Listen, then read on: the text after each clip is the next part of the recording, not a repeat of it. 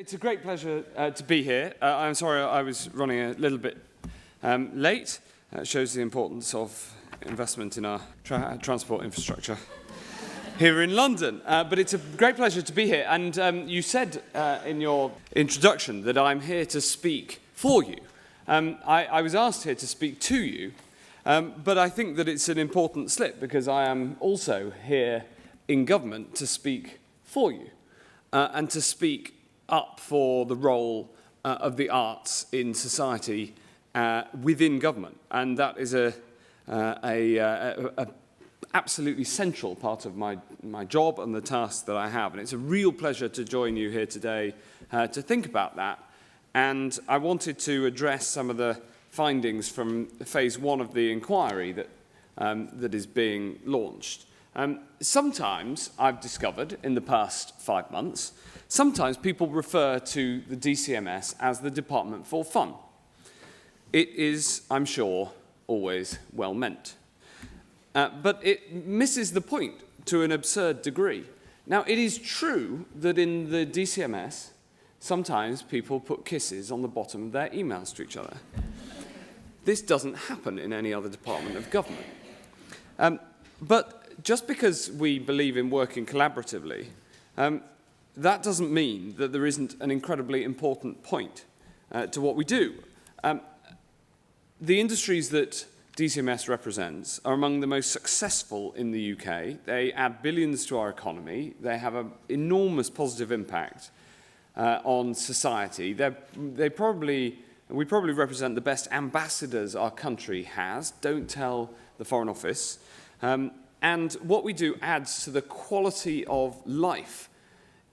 And you can better describe the job within government of those of us who stick up for culture as being responsible for all the things that make life worth living. So we should never dismiss the worth of fun, but art and culture are about far more than fun. And I'm delighted to turn my attention to the civic role of the arts today. Or perhaps it would be better to say civic roles, because I think that they perform a whole number of functions, many and varied. And I wanted to focus on 3 that I thought deserve greater scrutiny. The first is placemaking. I've been really struck in the time I've been in this job and previously in government at the impact of the arts on placemaking. How the arts and culture can help a town or a city to thrive. Of course, those of us who believe in it know that arts and culture are essential, and they are essential to bringing people together. But they contribute significantly to both economic and social regeneration. Increasingly, people want to live, work, and be at the heart of things, and that means near cinemas, near theatres, near galleries. And proof of this regenerative power is plentiful in the UK. Go to Margate, see how the town is transforming, thanks in no small part to the arrival of the Turner Contemporary and the art scene that has thrived around it. Not for nothing is Margate now known as Shoreditch-on-Sea.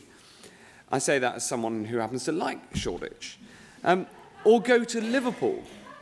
Now one of the most exciting, energised places in the UK, thanks to a thriving cultural scene that includes the Tate and the newly refurbished Everyman. I grew up in Chester, and we go to Liverpool all the time during my youth. My parents worked there.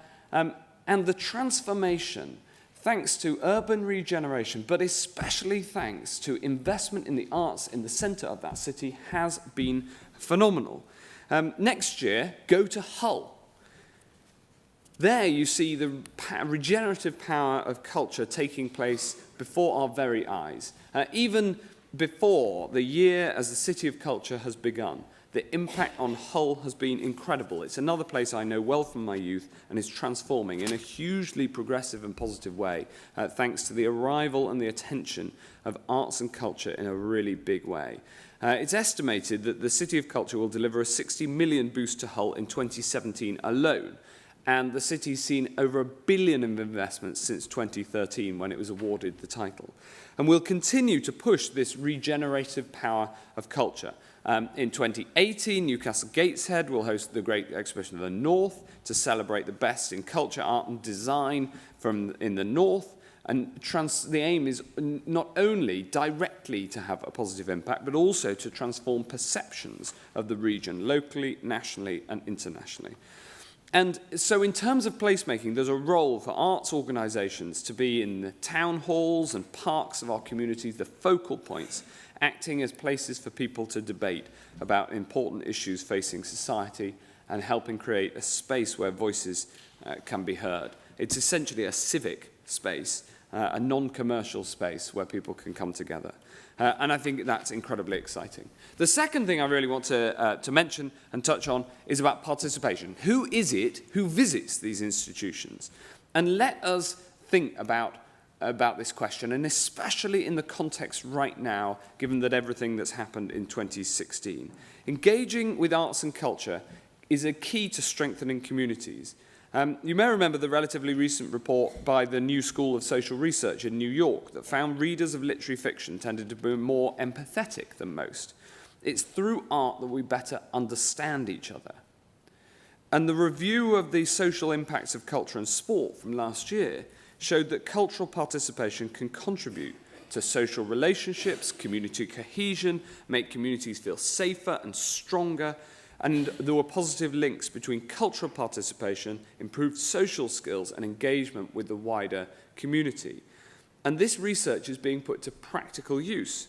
Arts organisations right around the country are working to improve the physical, the mental, the emotional health of vulnerable citizens, engaging in cultural activities, including, for instance, those who are at risk of or likely to offend or re-offend. Take, for instance, Dance United, using intensive contemporary dance to help transform the lives of young people who are marginalised. Their award-winning Intense Academy programme, which currently runs in London and in Yorkshire, is based on the discipline of a professional dance training. And if you haven't met them, I recommend that you do. A staggering 98% of those who complete the programmes gain a national qualification, and 80% go on to a range of further educational opportunities. For many who are taking part, this is a life-changing opportunity. So participation is important, and that means as arts institutions, institutions need to think about their audience and making sure that they broaden their audience. And especially after the divisions that have been demonstrated in the country this year, not least at the referendum, it is vitally important that we bring everybody with us on this journey on the journey that our country as a whole is going on, and make sure that we engage participation as widely as possible. I feel very passionately about that. And my last point is about access. We famously want to build an economy that works for everyone, not just the privileged few. That is the Prime Minister's central goal. And your sector is potentially one of the greatest forces for openness and for social mobility that we have. Culture knows no boundaries, and I want our arts and cultural institutions to be unrivaled for their inclusivity and their celebration of diversity.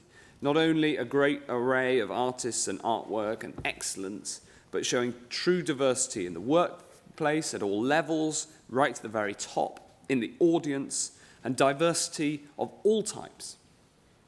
Digitisation is improving access all the time and enabling children, for instance, to explore great cultural collections remotely, but a lack of understanding can also be a barrier. It's not just about the physical, it's about inviting people in. And so it's important that we get high-quality arts education available to all. Last month, the Department for Education announced over £350 million for funding for music and cultural education programmes. This builds on £460 million already spent on the diverse range of similarly focused education programmes. Then at the autumn statement, the Chancellor announced funding towards the Royal Society of Arts here and the Education Endowment Foundation to do a pilot to examine the impact of cultural education on disadvantaged pupils. I think that this research will be incredibly important because I think that it will give us a data-driven and a scientific analysis of the impact of the arts on people's futures. And it's all about getting the data to understand the impact of arts on life chances. And that, ultimately, improving those life chances is what the Department for Education is all about. After discussion with the DFE and with industry leaders, I was absolutely delighted at last week's announcement that our A-level history, art history A-level, is being saved.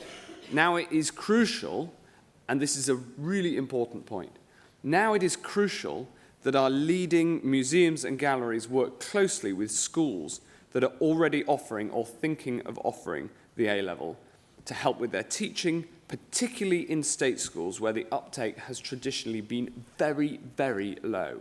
It was really striking when AQA announced that they were cancelling art history to see the incredibly low take-up of that A-level, which so many people have told me was their entry into a career in the arts. The take-up amongst people from state schools was incredibly low. So now we've saved it, let's get into schools and help them to make sure that more people get the opportunity to study something which I know has been an incredibly important part of many, many people's education. This is a really important step, and it's part of a much wider effort, because I believe that Britain's future will be determined by the combination of artistic and creative flair with technical expertise. It's where these two meet that we're going to have our bread buttered in the 21st century, where we're going to pay our way in the world. So it is vital that the next generation is prepared. So these are three areas that I think we should really think about. Making sure that we have the right access, making sure that participation is right, and making sure we understand the importance of cultural investment in place. And I strongly encourage all arts organisations to embrace this civic role, which is vital to the social and economic regeneration of places and connecting communities and giving people the very best life chances.